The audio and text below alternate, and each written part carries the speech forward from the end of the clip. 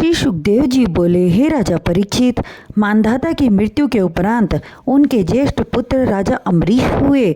बाद में उनके वंश में हरित नामक राजा हुए। उन्होंने नागों की सहायता से गंधर्वों को परास्त किया तथा नाग कन्या नर्मदा से विवाह किया।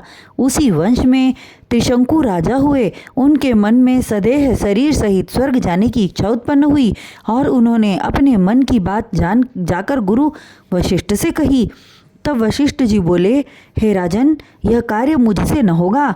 वहाँ से निराश होकर त्रिशंकु महाराज वशिष्ठ जी के पुत्रों से वही बात कहने लगे कि हमें स्वर्ग भेजो। यह सुनकर वशिष्ठ जी के पुत्रों ने राजा त्रिशंकु को शाप दे दिया, रे दुष्ट राजा, तू गुरु के वचनों पर विचार न करके मुझसे पूछने आया है, अतः तू चंडाल हो जा।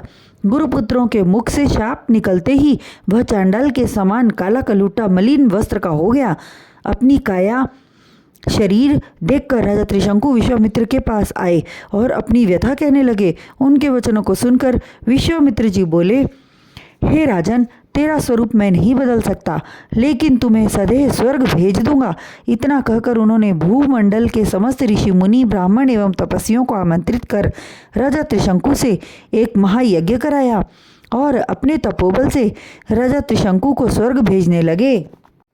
जब इंद्र ने देखा कि एक चांडाल स्वर्ग आ गया है तो उन्होंने लात मारकर उसे नीचे गिरा दिया।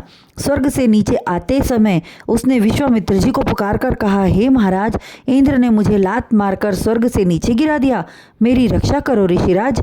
यह सुनकर विश्वामित्र जी ने अपने तपोबल से उसे वहीं पर रोक दिया और इंद्र पर क्रोधित होकर दूसरे स्वर्ग एवं देवताओं की रचना करने लगे। तब देवगण ने आकर विनती की, हे ऋषिवर, आप दूसरे देवताओं का निर्माण कर देंगे तो संसारी प्राणी हमारा अनादर करेंगे, कृपा कर आप ऐसा न करें। तब विश्वामित्र जी बोले, हे देवताओं, मैंने त्रिशंकु को स्वर्ग भेजने का वचन दिया है, इसलिए यह नवीन स्वर्ग रहेगा, लेकिन आप लोगों के कहने से नवीन देवताओं का निर्माण नहीं करूंगा। इतनी कथा कहकर श्री सुखदेव जी बोले, हे राजा परीक्षित, त्रिशंकु आज भी विश्वामित्र जी के द्वारा बनाए हुए स्वर्ग में उल्टा लटक रहा है। उसके मुख से टपकने वाली लार से कर्मनाशा नदी बह निकली। उसमें स्नान करने वाले प्राणी का संपूर्ण पुण्य नष्ट हो जाता है, इसलिए कर्मनाशा में स्नान नहीं करना चाहिए।